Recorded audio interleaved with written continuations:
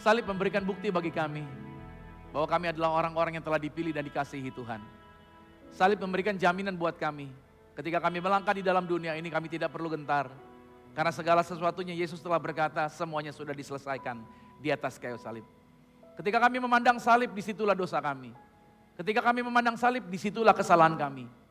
Ketika kami memandang salib, disitulah aib kami. Ketika kami memandang salib, disitulah masa lalu kami yang buruk. Ketika kami memandang salib, disitulah semua kesalahan telah digantungkan, telah dihukumkan. Bukan kami yang dihukum, tapi Yesus yang menggantikannya atas hidup kami. Betapa salib adalah kasih Tuhan yang luar biasa atas kehidupan kami. Orang yang berdosa telah dipilih, orang yang berdosa telah ditebus. Bukan karena dia layak, bukan karena dia dianggap mampu, tapi karena Tuhan sayang sama kami. Karena Yesus cinta kepada kami. Karena engkau adalah pribadi yang setia, yang tidak mungkin dapat menyangkali kesetiaanmu. Engkau adalah pribadi yang mengasihi, yang tidak mungkin dapat menyangkali kasih setiamu kepada kami. Tuhan Yesus, kami begitu berbahagia berdiri hari ini, di hari Jumat Agung ini, menyaksikan segala kebaikan kemurahan yang Tuhan limpahkan bagi kehidupan kami. Kami bersyukur punya Bapa yang dahsyat. Kami bersyukur punya Tuhan yang luar biasa. Kami bersyukur punya Tuhan yang menjaminkan kehidupan kami. Oleh sebab itu, sebagai anak-anak Tuhan yang telah dipilih, kami hidup di bumi, yaitu bergerak bukan berdasarkan apa yang kami punya mau, apa yang menjadi cita-cita kami. Tapi kami bergerak berdasarkan purpose, tujuan yang Tuhan telah tetapkan di dalam kehidupan kami. Karena kebahagiaan seseorang ditentukan ketika orang itu berjalan di dalam tujuan yang Tuhan telah tetapkan bagi hidup orang tersebut. Tuhan Yesus, aku berdoa siapapun yang hadir hari ini, semua dilawat Tuhan. Semua dijumpai, semua diberkati, semua diubahkan. Semua hidup mereka fokus pada salib Yesus sebagai jaminan, jalan satu-satunya yang bisa membawa kami kepada kehidupan yang kekal. Sekarang ketika kami memandang kepada salib, kami tahu di depan sana masa depan kami tersedia, masa depan yang luar biasa. Yang Tuhan jaminkan bukan kecelakaan, bukan malapetaka, tapi hidup dalam kemuliaan bersama dengan Yesus. Sebentar kami akan dengar firman Tuhan berbicara bagi setiap kami. Firman-Mu adalah kebenaran. Dan kami percaya satu-satunya kebenaran yang memerdekakan. Apa yang keluar dari mulut bibir lidahnya Allah tidak akan pernah kembali dengan sia-sia. Tetapi akan mengerjakan segala sesuatunya dan pasti berhasil. Semua yang hadir hari ini, hidup mereka diubahkan. Benih firman ini jatuh di atas ladang hati kami yang subur. Sehingga berakar, bertumbuh dan menghasilkan buah yang lebat. Roh Kudus sederhanakan setiap kata kalimat bahasa yang Hamba pakai. Agar semua menangkap dengan jelas, mengerti dengan benar, dan dapat mempraktekkannya di dalam kehidupan mereka. Sehingga kehidupan kami jadi garam dan jadi terang buat semua orang yang kami jumpai. Terima kasih Bapa. Segala hormat, pujian, syukur bagimu. Dan kami semua yang hadir hari ini dibungkus dengan kuasa darah Yesus. Terpuji-pujilah nama Tuhan. Dalam nama Yesus kita diberkati, sama-sama kita katakan amin. Kita beri tepuk tangan yang meriah bagi Tuhan Yesus. Sebelum duduk kita beri tepuk tangan juga buat tim Present Worship yang sudah melayani kita pada saat pagi hari ini. Well, silakan duduk kembali, puji nama Tuhan. Happy Good Friday, selamat merayakan Jumat Agung. Hari ini adalah hari Jumat dan tentunya tanggal merah. Dan kalau orang-orang biasanya melihat hari Jumat, tanggal merah, itu adalah long weekend. Di mana waktunya kita jalan-jalan keluar kota dan lain sebagainya. Ya puji Tuhan kalau saudara bisa hadir hari ini, Anda bisa dari tempat ini. Saya mengucap syukur bisa bertemu dengan saudara dan saudara adalah orang-orang yang luar biasa kalau bisa berkumpul di hari Jumat Agung ini. Kalau gitu tidak salah, kita beri tepuk tangan buat semua kita yang hadir hari ini karena sudah hadir di sini. Luar biasa saudara. Saya percaya bahwa berkat Tuhan, kemurahan Tuhan, pertolongan Tuhan, mujizat Tuhan selalu disediakan bagi setiap kita. Well, Jumat Agung selalu identik dengan pengorbanan Kristus di atas kayu salib. Seluruh orang di dunia ini selalu merayakan tentang Jumat Agung. Dan menjadi sebuah kebanggaan bagi setiap kita kalau kita memandang hari ini. Karena Jumat Agung itu berbicara, mengingatkan bagi setiap kita bahwa kasih Tuhan yang luar biasa telah diberikan buat kita. Bahwa dengan Kristus mati di atas kayu salib, maka tidak ada jalan yang lain selain jalan melalui kematian Yesuslah yang membuat Anda dan saya dapat hidup di dunia ini. Dia rela mati agar saudara dan saya hidup. Dia rela dimiskinkan agar saudara tidak hidup dalam kebangkrutan. Dia rela disakiti agar saudara hidup dalam kesehatan yang luar biasa. Dia rela dibuat umur pendek agar saudara umur panjang. Amin. Itu semua bagian yang diambil oleh Yesus. Karena saudara harus paham, akibat dari dosa adalah harus ada harga yang dibayar. Itu menjadi bagian kepastian bahwa upah dosa adalah maut. Dan seharusnya seluruh manusia di muka bumi ini harus menerima itu. Tetapi karena begitu besar kasih Allah akan dunia ini, sehingga Tuhan telah mengaruniakan anak yang tunggal. Supaya di dalam Yesus tidak ada orang yang binasa, melainkan memperoleh kehidupan yang kekal. Saya sudah mengatakan di minggu lalu, di bagian akhir khotbah saya katakan, Yohanes menuliskan dalam Yohanes 3:16, barang siapa yang percaya, artinya karena begitu besar kasih Allah akan dunia ini, sehingga ia mengaruniakan anak yang tunggal, supaya setiap orang yang percaya. Kata percaya tidak sekedar percaya, tapi dikatakan arti aslinya adalah percaya terus menerus, terus menerus, terus menerus. Berarti dalam perjalanan ini ada orang Kristen yang bisa berubah jadi tidak percaya. Karena barang siapa yang percaya terus menerus, maka dia akan memperoleh kehidupan yang terus menerus. Jadi kuncinya adalah orang itu harus terus menerus percaya. Nah, saya percaya bahwa gereja mengarahkan anak-anaknya, mengarahkan setiap umat Tuhan, agar terus menerus percaya di tengah perubahan apapun yang terjadi. Situasi boleh berubah, ada orang-orang yang bikin kita susah, ada sometimes keadaan yang bikin kita tidak nyaman, tapi kita harus apa? Terus menerus percaya kepada Yesus. Nah, hari ini judul yang saya bawakan adalah korban darah bukti daripada ketaatan. Saudara boleh siapkan gadget saudara, korban darah bukti daripada ketaatan. Saya ambil firman Tuhannya dari Keluaran pada pasal 12. Pada ayat yang ke-11 dikatakan begini, dan beginilah kamu memakannya, pinggangmu berikat kasut pada kakimu, dan tongkat di tanganmu, buru-burulah, saya highlight di situ, buru-burulah kamu memakannya, itulah Paskah bagi Tuhan. Saudara, sejarah Paskah yang kita rayakan, atau sejarah Jumat Agung yang kita rayakan seperti hari ini, itu memiliki sebuah latar belakang. Latar belakangnya adalah keluarnya bangsa Israel dari perbudakan di Mesir. Makanya orang Ibrani yang kemudian disebut dengan bangsa Yahudi, mereka merayakan Paskah setiap tahun di musim semi, umumnya dekat hari ini, yaitu Jumat Agung dan Paskah. Orang-orang Yahudi merayakannya. Kejadiannya adalah mereka menjadi budak selama 400 tahun di Mesir. Nah, setelah mereka keluar dari budak, artinya Allah menetapkan untuk membebaskan keturunan Abraham, Ishak dan Yakub ini dari perbudakan di Mesir dengan mengutus Musa yang disebut dengan Exodus, Keluaran. Kalau kita baca kitab Keluaran itu bicara tentang bagaimana Israel yang tadinya diperbudak, mereka keluar menjadi bangsa yang dimerdekakan. Nah, dalam ketaatannya kepada Tuhan, apa yang dilakukan Musa pada waktu berhadapan dengan Firaun? Musa berkata begini kepada Firaun, let my people go. Karena Musa, dia merepresentasikan Tuhan di hadapan Firaun. Makanya dia berkata, let my people go. Tapi di sini yang terjadi adalah Firaun mengeraskan hatinya. Ada berbagai pertanyaan, tapi perlu penjelasan yang cukup agak lama sebenarnya. Kenapa Tuhan membuat Firaun harus keras hatinya?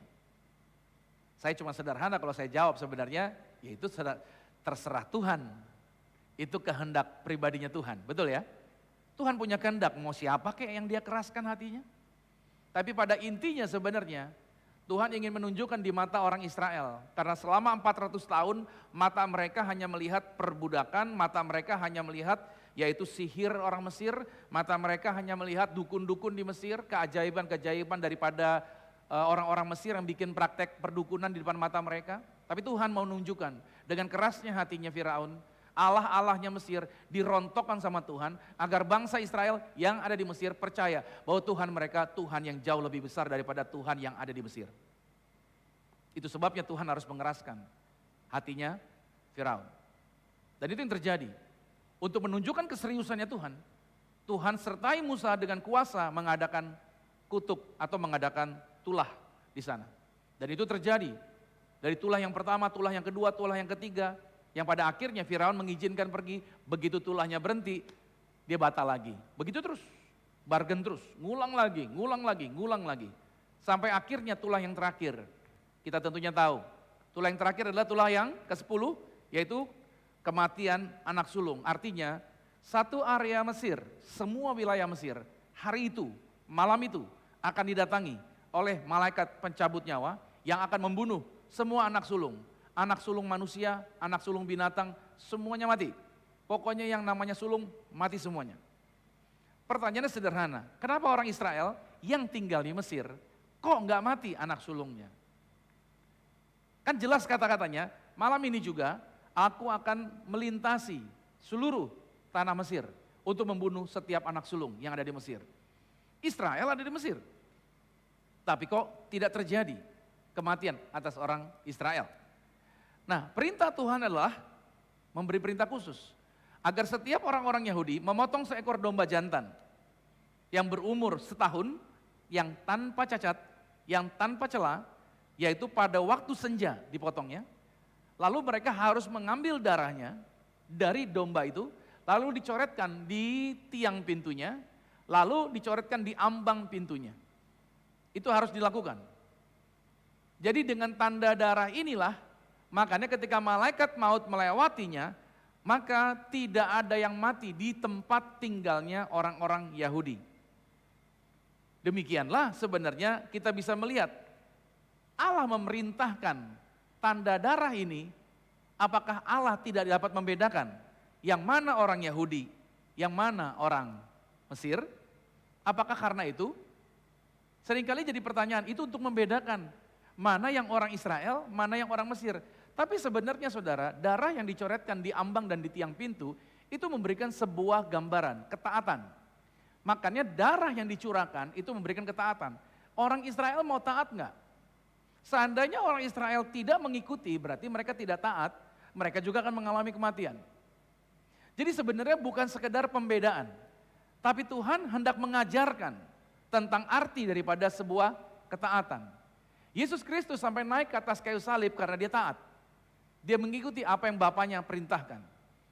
Korban darah ini juga memberikan petunjuk buat kita, bahwa darah yang dicoretkan di tiang dan di ambang pintu itu menjadi petunjuk buat kita. Bahwa tanpa darah Anda dan saya, tanpa pengorbanan Kristus di atas kayu salib, kita adalah orang-orang yang akan dilaknat oleh maut.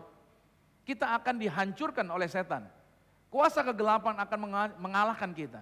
Tapi orang-orang yang mau sepakat untuk terus ada di dalam korban darah Yesus, artinya dia mau hidup terus dengan arahan kepada salib, maka mereka adalah orang-orang yang pastinya mengalami kemenangan di dalam dunia ini. Katakan amin. Perjanjian lama itu adalah gambaran saudara, dari apa yang dikerjakan. Bayangan dari perjanjian lama, dari apa yang akan Tuhan kerjakan. Sedangkan perjanjian baru adalah penggenapan dari apa yang ada di perjanjian lama. Makanya kalau saudara baca Alkitab, jangan perjanjian baru aja. Tapi saudara juga harus baca perjanjian lama. Kalau saudara baca jangan perjanjian lama aja, tapi juga harus baca perjanjian baru. Kalau saudara cuma baca perjanjian baru, itu jadi sebuah hayalan. Kok tahu-tahu ada di sini ya, dari mana asalnya nggak ngerti. Tapi ketika saudara hanya baca perjanjian lama, saudara jadi seorang yang menghayal, yang tidak pernah terjadi sesuatu, yang hanya membaca sebuah kisah, tapi tidak pernah melihat hasilnya. Makanya orang yang baca perjanjian lama dan membaca perjanjian baru adalah penggenapan. Jadi kita bisa melihat Tuhan menubuatkan dan Tuhan menggenapi di perjanjian baru. Itulah dahsyatnya Alkitab yang kita punya. Lantas pertanyaan adalah, mengapa hidup kita menjadi tidak sempurna padahal Tuhan menciptakan kita segambar sama seperti Allah? Kenapa kita menjadi orang yang tidak sempurna? Yaitu ada kesalahan di dalam hidup kita, ada berbagai sakit penyakit, begitu banyak kegagalan, aib, lalu juga ketidakmampuan dan lain sebagainya. Kenapa hidup kita kacau? Kenapa hidup kita bisa cemar? Apakah karena kita kurang duit gitu ya? Atau karena kita salah bergaul? Atau mungkin gara-gara saya salah menikah dengan orang yang salah? Atau kita lahir di keluarga yang salah? Kira-kira kekacauan yang terjadi di dalam kehidupan manusia adalah apa? Akarnya cuma satu saudara, itu semua karena dosa. Dosa itu dalam bahasa Yunaninya disebut dengan hamartia. Artinya dosa itu menjadi tidak tepat sasaran. Gak tepat guna, itu dosa. Contohnya gini, pisau dipakai buat tusuk gigi. Itu bisa berdarah saudara. Kalau pisau dipakai buat tusuk gigi, itu bisa berdarah gigi Anda. Dan itu menjadi tidak tepat guna. Sama dengan kita manusia. Kita diciptakan untuk memuliakan Tuhan. Kita diciptakan untuk membesarkan Tuhan. Kita diciptakan untuk membanggakan Tuhan. Tapi ketika manusia mengarahkan dirinya untuk memegahkan dirinya, untuk mempromosikan dirinya, untuk memperkenalkan dirinya, dan memuliakan dirinya, itu menjadi tidak tepat guna. Ini sebabnya saya katakan sama saudara, dosa itu artinya meleset dari sasaran. Seperti orang memanah, ada titik sasaran, itu yang harus dicapai. Ketika titik sasarannya bergeser, Itu yang disebut dengan dosa, itu melenceng. Makanya saudara, dalam perjalanan ini kita perlu fokus dan menjagai jalan kita agar kita jangan melenceng sampai sasaran di tempat kita tujuan kita nanti. Saya kasih contoh begini saudara, pada waktu Amerika melepaskan roket pertama kali yang akan mendarat di bulan, titiknya sudah disebutkan, titiknya sudah diukur, dia akan mendarat di titik itu. Oke, nah pada waktu roket dilepas saudara menuju ke sana, tahu nggak saudara?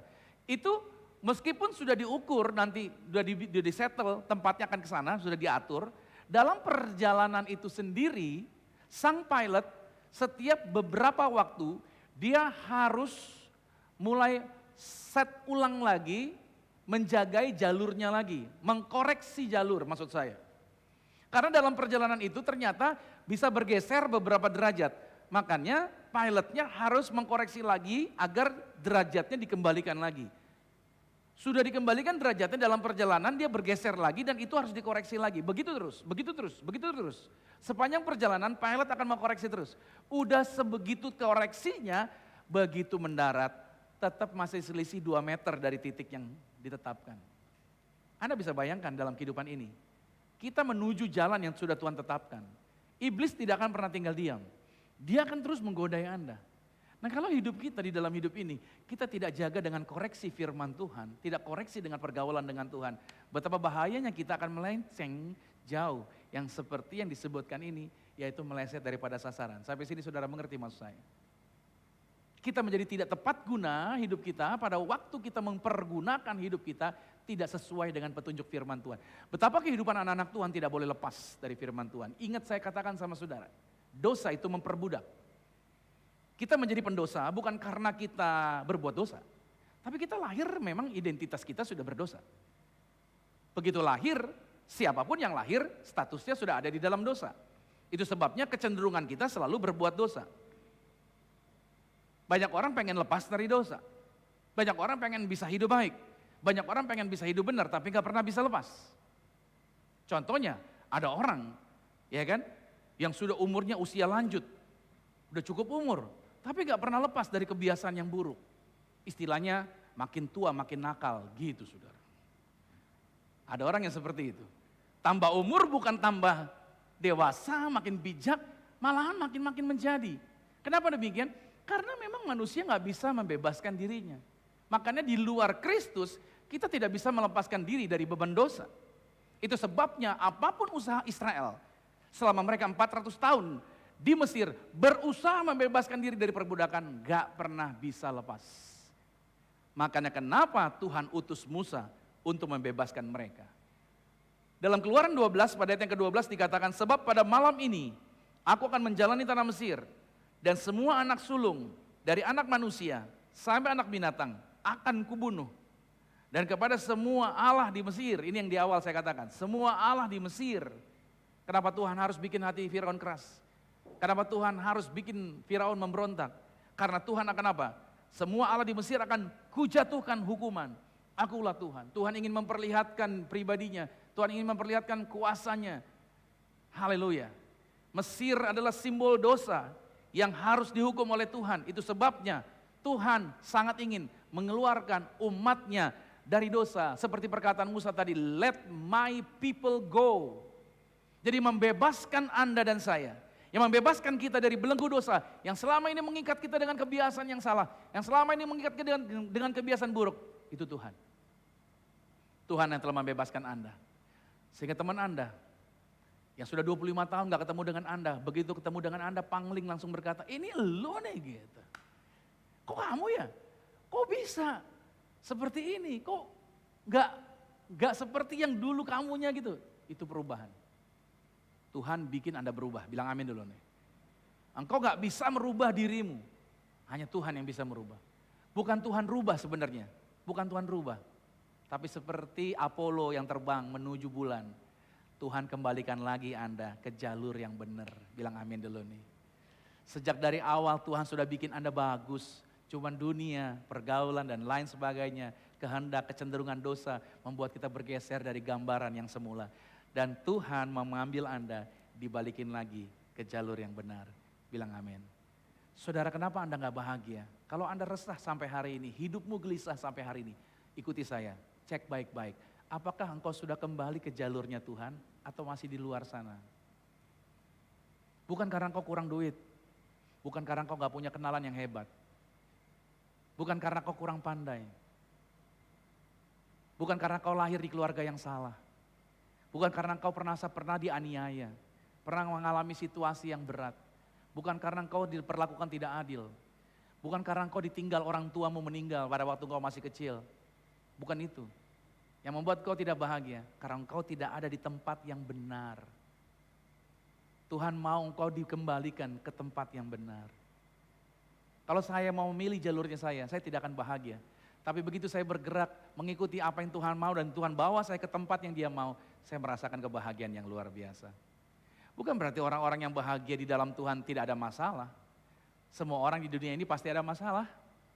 Masalah menunjukkan bahwa saudara masih hidup. Kalau saudara nggak ada masalah, saya takut sama saudara.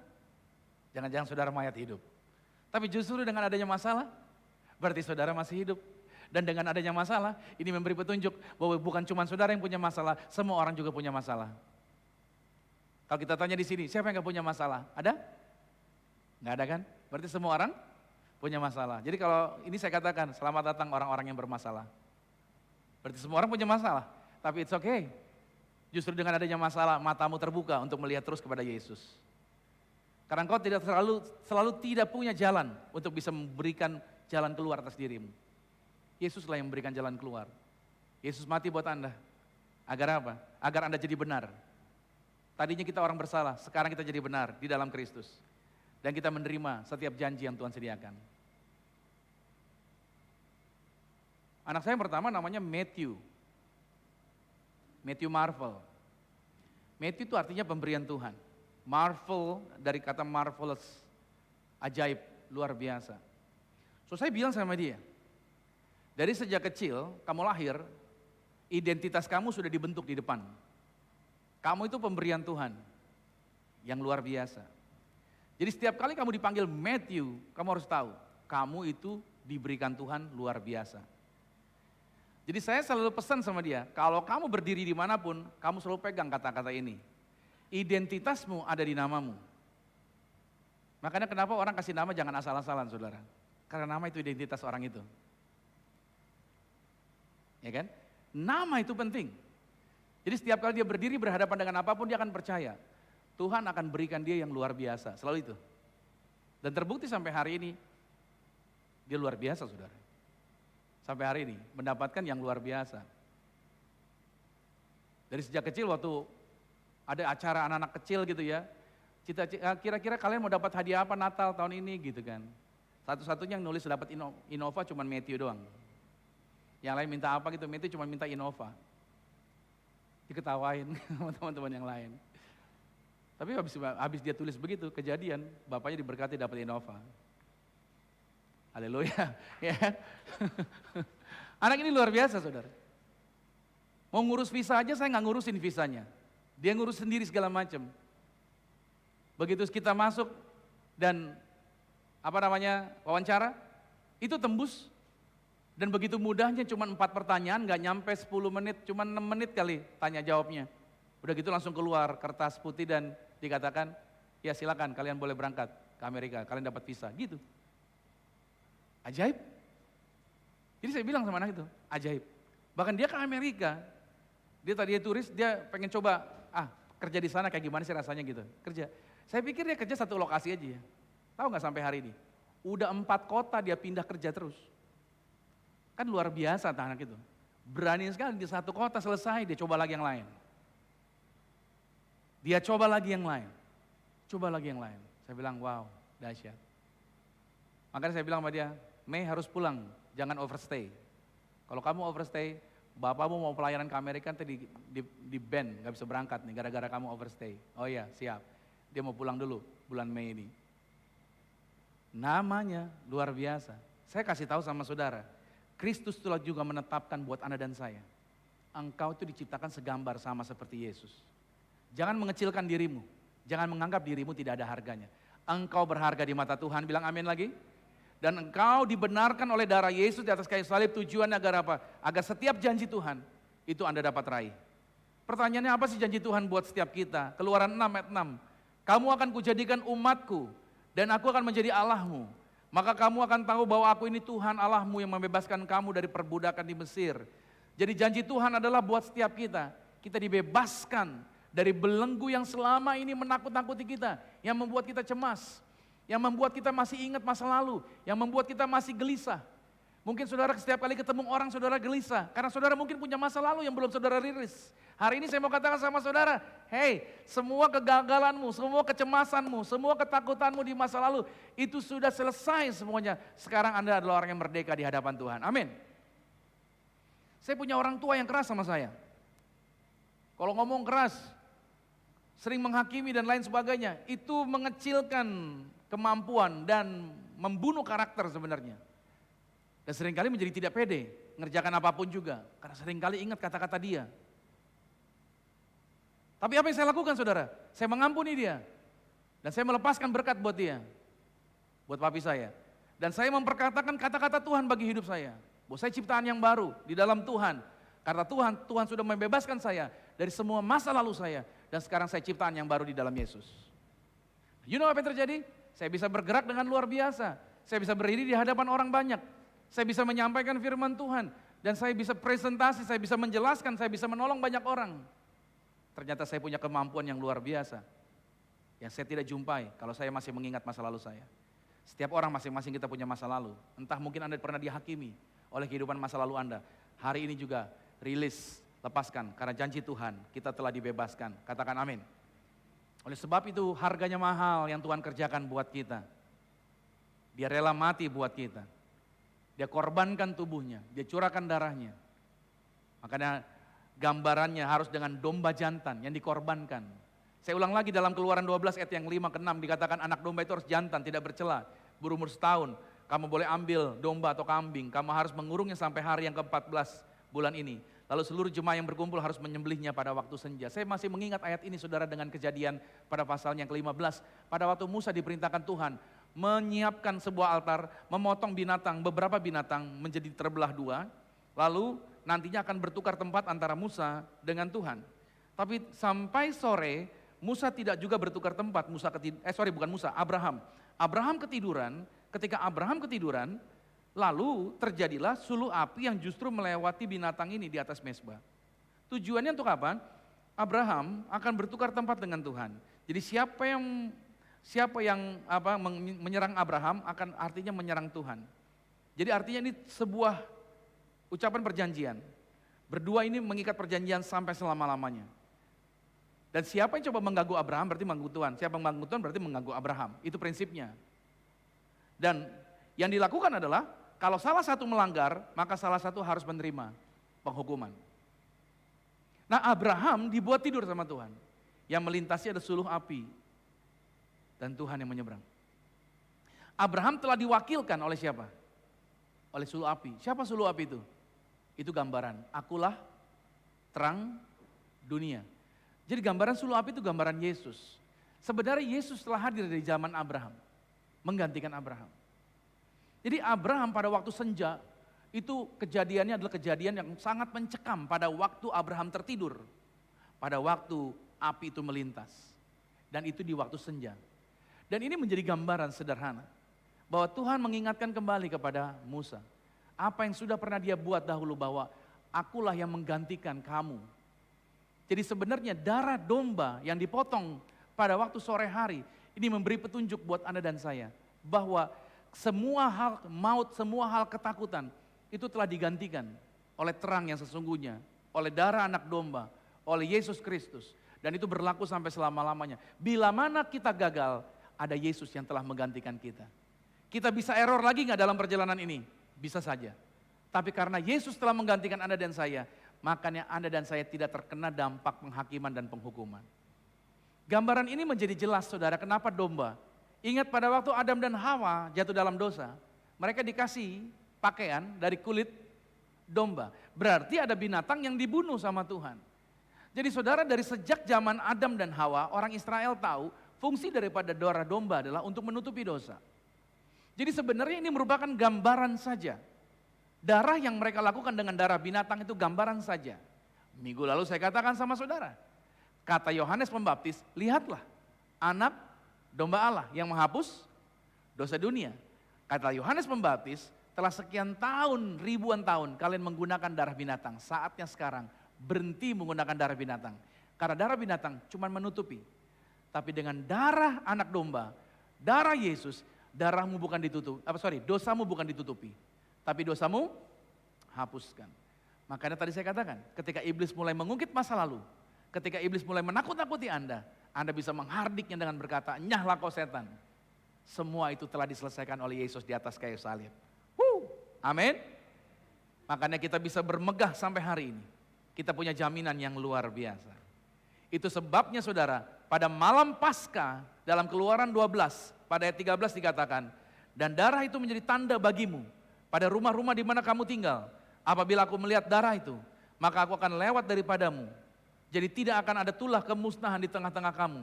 Apabila aku menghukum tanah Mesir, hari ini akan menjadi hari peringatan bagimu. Kamu harus merayakannya sebagai hari raya bagi Tuhan turun-temurun. Kamu harus merayakannya sebagai ketetapan untuk selama-lamanya. Jadi saudara dikasih Tuhan, sepanjang yang terjadi 1500 tahun sebelum Yesus lahir, ini merupakan gambaran bagaimana Yesus anak domba Allah yang sempurna telah turun ke dunia. Dia yang tidak mengenal dosa telah menjadi dosa supaya kita yang berdosa, kita dikuduskan, kita disempurnakan dan kita dibenarkan di dalam Kristus. Kita tidak bisa lepas dari beban dosa dengan usaha kita, tapi melalui salib Yesus, Anda dan saya sekarang telah dimerdekakan. Itu sebabnya saudara yang kasih Tuhan, kita dikatakan pada waktu perayaan Paskah, buang semua ragi. Israel pada waktu mereka keluar dari Mesir, mereka mengadon roti yang tidak beragi. Artinya apa?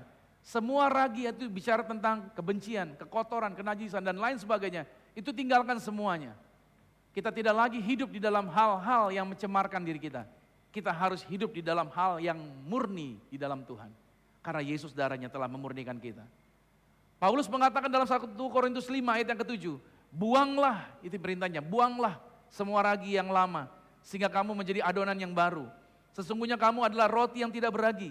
Kristus yang merupakan domba Paskah kita sudah disembelih. Jadi, marilah kita memakan makanan Paskah kita, tetapi bukan dengan roti yang menggunakan ragi yang lama. Ragi yang lama itu adalah ragi apa? Dosa dan perbuatan yang salah. Marilah kita memakan roti yang tidak beragi, yaitu roti kebaikan dan kebenaran. Itu sebabnya Anda dan saya merayakan Jumat Agung. Mari kita mengingat kembali apa yang Yesus telah selesaikan buat kita. Buang semua, buang semua. Anda dan saya, semua kesalahan dan dosa, semua ketakutan, kecemaran, semua kegelisahan, semua aib di masa lalu, semua tinggalkan. Sekarang Anda dan saya menjadi ciptaan yang baru di dalam Yesus. Sama-sama dengan saya katakan, saya ciptaan yang baru. Bilang lagi, oleh darah Yesus, saya sempurna di dalam kemuliaan Tuhan. Amin. Lalu bagaimana cara kita meresponi korban darah Yesus? Kalau darah Yesus yang telah menguduskan, kalau darah Yesus telah mentahirkan kita, maka cara kita meresponi korban darah ini yang harus Anda lakukan. Yang pertama, ayo jadilah penyembah yang asli. Sama-sama dengan saya katakan, jadi penyembah yang asli. Ya, jadi penyembah yang asli. Ayatnya jelas. Tetapi saatnya akan datang dan sudah tiba sekarang, bahwa penyembah-penyembah benar. Penyembah benar itu artinya penyembah yang asli, ya, akan menyembah Bapa dalam roh dan kebenaran. Sebab Bapa menghendaki penyembah-penyembah yang asli. Ayo, toel kanan kirinya, jadi penyembah yang asli, bro. Halo, jadi penyembah yang asli itu begini, mau ada duit nggak ada duit tetap menyembah Tuhan. Halo, mau dijadwal nggak dijadwal tetap menyembah Tuhan. Halo, penyembah yang asli itu, ya penyembah yang asli itu, ya ingat baik nih, dipuji nggak dipuji dia tetap menyembah Tuhan. Penyembah yang asli itu mau ada keadaan lagi sakit, nggak sakit, dia tetap menyembah Tuhan. Halo, penyembah yang asli itu, ya kan, nggak perlu dikejar-kejar, dia tetap menyembah Tuhan. Tuhan cari penyembah yang asli, saudara, bukan penyembah yang palsu. Yang cuman kalau dilihat orang baru, haleluya, getarannya luar biasa. Seringkali saya melihat para pelayan Tuhan, gemetar di panggung dia. Tapi kalau di jalan, orang gemetar lihat dia bawa mobil. Haleluya.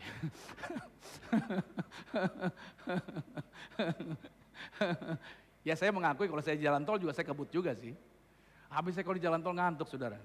Kalau saya nggak kenceng itu lari mobil. Seringkali kita menjadi orang-orang yang coba menunjukkan ekspresi kita agar orang, wih penyembah yang luar biasa. Tuhan gak cari apa-apa kok, Tuhan cuma cari yang asli. Ayo, mau lagi masak kek bisa menyembah Tuhan, amin. Mau lagi beresin motor, beresin mobil kek tetap bisa menyembah Tuhan, amin. Ya kan, mau suami gak ngasih duit kek tetap menyembah Tuhan, amin. Mau istri cerewetnya luar biasa kek tetap menyembah Tuhan, amin. Jadilah penyembah yang asli, itu penting. Mau hari ini masih jomblo ke tetap menyembah Tuhan. Amin. Iya, puji Tuhan. Apapun yang terjadi, jadilah penyembah yang asli. Sama-sama katakan lagi, saya mau jadi penyembah yang asli. Iya. Tuhan gak minta suaramu bagus. Tuhan gak minta lompatanmu tinggi kalau nyembah sampai nabrak plafon. Tuhan gak perlu minta saudara suara yang paling keras untuk memuji dia, enggak. Tuhan cuma minta penyembah yang asli. Ayo, jadi penyembah yang asli, itu aja yang paling penting. Yang kedua, bagaimana kita meresponi korban darah Yesus dengan selalu tinggal pada salib Yesus, selalu tinggal. Ingat minggu lalu saya katakan, fokus terus pada salib, tinggal terus di salib itu. Sehingga saudara tidak mementingkan apa yang saudara mau, saudara hanya mementingkan apa yang Tuhan mau bagi hidup saudara, amin. Kolose 1 ayat 19 dikatakan karena seluruh kepenuhan Allah berkenan diam di dalam dia. Dan oleh dialah ia memperdamaikan segala sesuatu dengan dirinya, baik yang ada di bumi maupun yang ada di sorga. Sesudah ia mengadakan pendamaian oleh darah salib Kristus. Jadi hanya pada saliblah Anda dan saya bisa damai. Banyak orang hidupnya gak damai. Meskipun namanya damai situ orang. Tapi kalau engkau tidak ada di dalam salib, engkau tidak akan pernah damai. Hanya di dalam salib itulah engkau bisa damai. Dan ini penting sekali, kau tidak boleh lari daripada salib. Salah satu strategi iblis adalah apa? Mengalihkan pandangan Anda. Agar perhatian kita untuk diarahkan kepada 300 perkara yang terjadi di dalam kehidupan kita secara bersamaan. Kita mikirin berbagai perkara yang membuat kita jadi frustrasi dan kelelahan. Itulah cara iblis membawa kepada penghakiman kepada hidup Anda. Iblis akan selalu menghakimi Anda. Berbeda dengan Yesus. Mungkin Yesus tegur Anda. Mungkin ada koreksi. Tapi yang Yesus lakukan adalah koreksi Yesus. Ingat bedanya dengan iblis. Iblis kalau menyerang Anda dibanting ke bawah. Tapi lihat, koreksinya Yesus itu memberikan Anda dorongan. Memberikan Anda harapan. Dan memberikan Anda janji-janji untuk Anda mengalami perubahan. Bilang amin dulu nih. Benar gak? Iblis itu membanting Anda. Tapi Kristus mengoreksi Anda dengan sebuah harapan. Untuk menjadi sebuah perubahan. Ada seorang anak bertanya sama ayahnya. Daddy, kenapa kamu selalu berdoa, padahal ekonomi kita, keuangan kita biasa-biasa saja. Dedi selalu rajin, berdoa dengan teratur. Apa sih yang kamu dapatin dari Tuhan? Dedi dapat apa dengan berdoa teratur sama Tuhan? Terus Dedinya bilang begini, sayang, Dedi gak dapat apa-apa kok dari Tuhan. Waktu Dedi berdoa sama Tuhan, malahan Dedi banyak kehilangan. Pada waktu Dedi berdoa, begitu banyak kehilangan terjadi bagi Dedi. Dedi kasih tahu kehilangannya apa aja, ini kehilangannya. Dedi kehilangan kekhawatiran, pada waktu berdoa kehilangan depresi, Dedi kehilangan kemarahan, kehilangan sakit hati, pada waktu berdoa kehilangan kerasukan, kehilangan ketamakan, kehilangan kebebalan, kehilangan kebencian, malahan juga kehilangan kesombongan. Jadi setiap kali selesai berdoa, Dedi jadi tenang.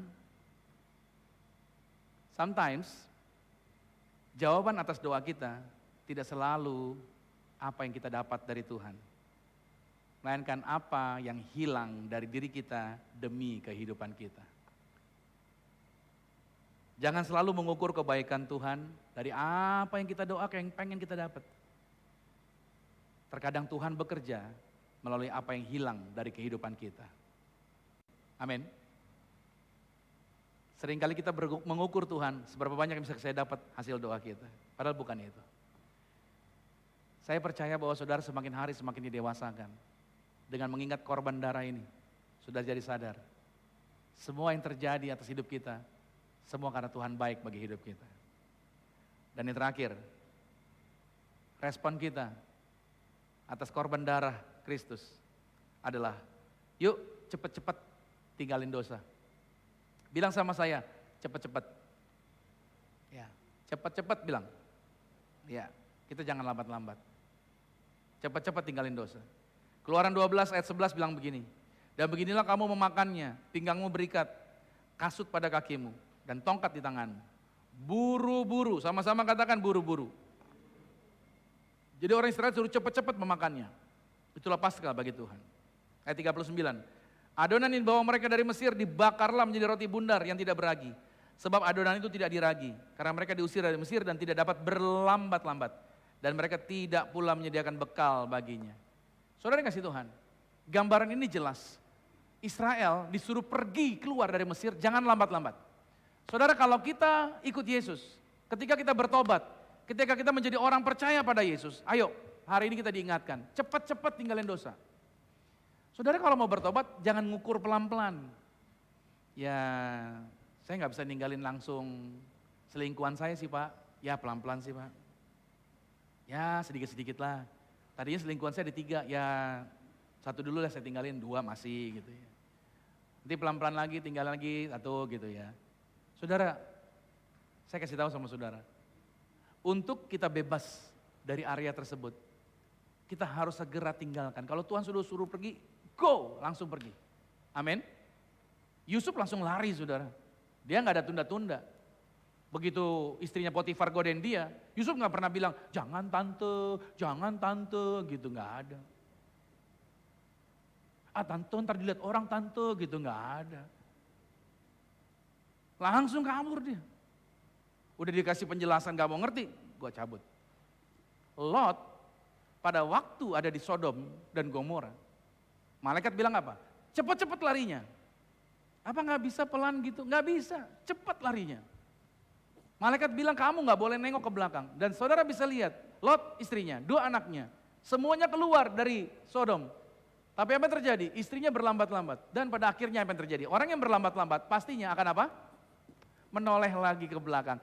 Hidup ini saudara, kalau Anda sudah disuruh keluar dari area dosa, jangan lambat-lambat. Kenapa? Karena saudara pasti balik lagi. Kau akan lihat lagi ke belakang. Segera kalau engkau sudah berlari meninggalkan, lari good. Lupakan semua. Semua kesalahan, semua dosa, semua pelanggaran yang pernah kita buat. Semua teman-teman yang bikin kita kacau. Semua teman-teman yang kata-katanya negatif dan lain sebagainya. Go, tinggalin semuanya, pergi ke arah yang Tuhan mau. Ketika engkau meninggalkan itu semuanya, engkau akan melihat jalanmu, engkau akan melihat jaminanmu. Walaupun dalam perlarian ini pada waktu engkau meninggalkan mungkin rasa berat, rasa tidak nyaman, rasa tidak enak. Tapi jangan bergerak dengan perasaanmu, bergeraklah berdasarkan janji firman Tuhan yang Tuhan katakan bagi hidup Anda. Kalau Tuhan berkata di depan sana ada janji yang Tuhan sediakan, bergeraklah ke arah sana. Apapun situasinya, apapun perasaannya, jangan kau pikirkan itu. Pikirkan yang Tuhan sediakan buat Anda di depan sana. Ketika kau bergerak ke arah sana, setan tidak bisa menghakimi engkau. Semakin kau berlari cepat, semakin setan tidak bisa mengejar Anda. Amin. Kita seringkali ditipu oleh perasaan kita. Gak enak lah kalau saya begitu, ekstrim banget. Gak enak lah. Aduh gimana ya Dodo, udah kenal lama sama dia. Nah. Setan suka kasih taruh rasa gak enak sama saudara. Agar saudara masih balik lagi dan nengok lagi ke belakang. Hari ini kita diingatkan, yuk get out, hurry up, keluar segera. So saya closing sama saudara.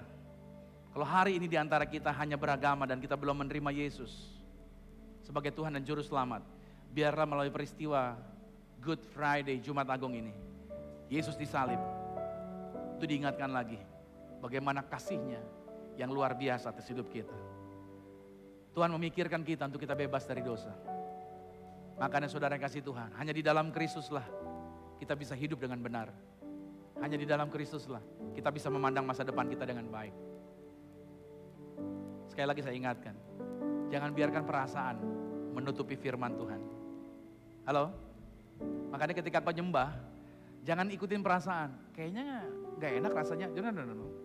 Selama engkau memperkatakan firman, ikuti saja firman-Nya. Percayalah janji firman bahwa Tuhan disenangkan pada waktu engkau menyembah. Perasaanmu apapun tinggalkan dan abaikan itu. Tuhan tidak melihat perasaanmu, yang Tuhan lihat adalah janjinya, perkataan Tuhannya yang kau katakan bagi dia. Amin. Lakukan itu saja. Makanya saudara yang kasih Tuhan, hidup di dalam dunia, kalau hanya mengandalkan perasaan, kau bisa gagal. Kau harus bergerak dengan janji firman Tuhan. Maka segala sakit penyakit, semua pergumulan, semua permasalahan apapun di dalam dunia ini, pada waktu engkau menyerahkan semua kepada Tuhan, Tuhan akan bukakan yang luar biasa bagi hidup Anda. Tundukkan hati saudara. Saya beri 1 menit ini untuk saudara berdoa sama Tuhan. Kembalilah kepada jalurnya Tuhan. Datang pada salib itu. Ingat kembali korban darahnya.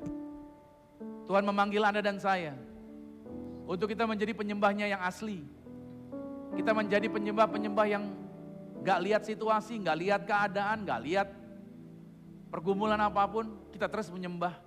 Kita terus menyembah. Kita terus menyembah Dia. Kita gak mau dibatasi oleh apapun. Karena kita tahu Tuhanlah yang ajaib bagi hidup kita. Kebaikannya tidak pernah berubah atas hidup kita. Lalu saudara yang dikasihi Tuhan, ayo setiap kita yang sudah ditebus dengan darah Yesus, terus tinggallah pada salib. Iblis akan menghakimi untuk menjatuhkan. Mungkin ada koreksi dari Yesus buat saudara, tapi gak apa-apa. Koreksinya Yesus, teguran Yesus, itu mendorong Anda maju, memberikan Anda pengharapan, dan memberikan ada janji yang luar biasa. Ayo bergerak terus. Kalau ada gesekan, it's okay, gak apa-apa. Tuhan sedang membuat Anda tajam. Tuhan sedang membuat Anda berubah jadi lebih baik. Kalau saudara juga dalam pergerakan ini, ada tawaran-tawaran untuk balik lagi kepada area yang lama. Yuk tinggalin semua, cepat-cepat. Jangan berlambat-lambat. Karena setan pengen saudara lambat aja. Karena orang yang lambat pasti akan nengok ke belakang. Tapi orang yang cepat-cepat dia akan noleh terus ke depan. Bergerak terus, tinggalkan semua yang salah. Tuhan ada bersama dengan Anda. Tuhan menjaminkan kehidupannya. Tuhan menjaminkan kehidupannya besar. Tuhan ada bersama dengan Anda. Tuhan Yesus, kau melihat setiap pribadi yang hadir hari ini. Kasih Tuhan, kebaikan Tuhan, kemurahan Tuhan dicurahkan. Kasih yang terindah, hati yang mulia. Hati yang mulia, katakan hanya kutemukan, hanya kutemukan di dalammu, Yesusku. Katakan pujian bagimu Tuhan, pujian bagi hatiku. Selalu di setiap waktu, lalu di setiap waktuku, tiada pernah berubah kasih-Mu, kasih-Mu. Katakan sama-sama karya terbesar, karya terbesar dalam hidupku, pengorbananmu, yang selamatkanku. Engkaulah harta kami, yang tak ternilai, yang kumiliki, dan ku hargai. Yesus Engkau. Mari sama-sama kita bangkit berdiri saudara. Angkat tanganmu, pejamkan matamu. Katakan karya terbesar dalam hidupku, pengorbananmu yang selamatkanku, yang tak ternilai, yang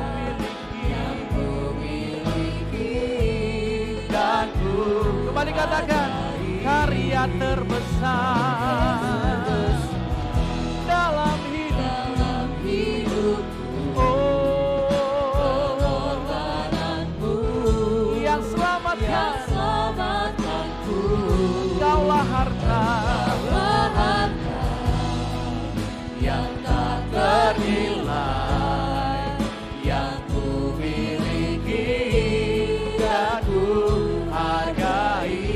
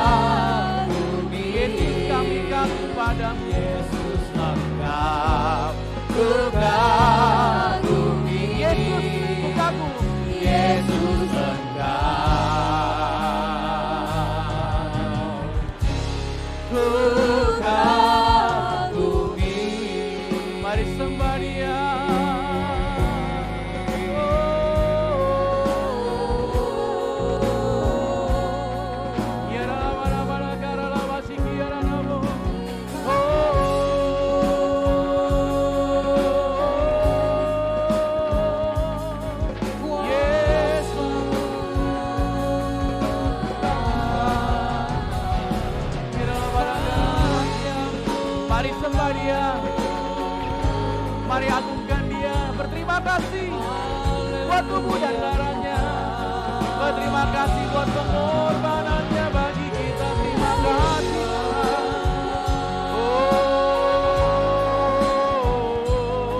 Haleluya. Ya dalam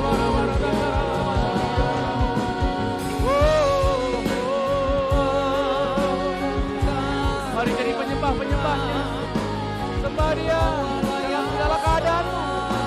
Sembah Dia Yesus Tuhan. Terima kasih. Terima kasih Bapa. Menyembah.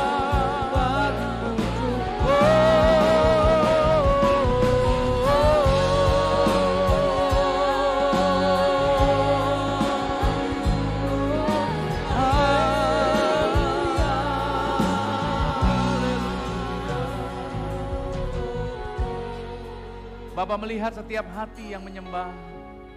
Bapa melihat setiap mulut yang bersuara. Bapa melihat setiap kerinduan daripada jiwa yang hadir hari ini. Aku berdoa dalam nama Yesus. Kuasa Tuhan, korban salib-Mu yang Kau lakukan 2000 tahun yang lalu. Tubuh-Mu yang terpecah, darah-Mu yang tercurah. Penyiksaan, penganiayaan, penderitaan yang Kau alami. Itu menggantikan totalitas semua pelanggaran dan kesalahan kami. Tuhan Yesus, kami berjanji untuk menjadikan hidup ini, yaitu menyenangkan Tuhan, bergerak sesuai dengan kehendak Tuhan, bukan mengikuti apa yang kami mau, tapi kami melangkah sesuai dengan apa yang Tuhan rencanakan. Hamba berdoa dalam nama Yesus, siapapun yang hadir hari ini, mereka bergerak dalam kemuliaan Tuhan, mereka bergerak dalam kuasa Tuhan, mereka bergerak dalam jaminan Tuhan, sehingga ditempatkan dimanapun, mereka membawa sinar terang Tuhan, mereka menjadi garam, dan mereka memberi pengaruh, membawa dampak buat orang-orang di mana mereka berada.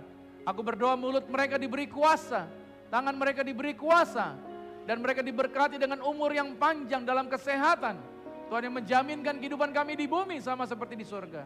Lawatan Tuhan bekerja atas setiap kami. Dalam nama Yesus, kami percaya keluarga kami semua dilawat, keluarga besar kami semua dijumpai. Kehidupan kami diubahkan, masa lalu kami sudah kami tinggalkan. Semua kecemasan, semua ketakutan, semua trauma di masa lalu sudah ditinggalkan. Kami percaya salib Yesus melalui korban darah-Mu itu menjaminkan pembebasan, kelepasan buat kami. Kami bersyukur kami dipilih. Kami bersyukur menjadi milik-Mu. Kami bersyukur menjadi bagian-Mu, tinggal di dalam Engkau sampai selama-lamanya. Kami mau taat Tuhan. Kami mau bergerak seirama dengan Tuhan. Makasih buat firman ini. Terima kasih buat lawatan. Terima kasih buat kemuliaan yang Tuhan nyatakan.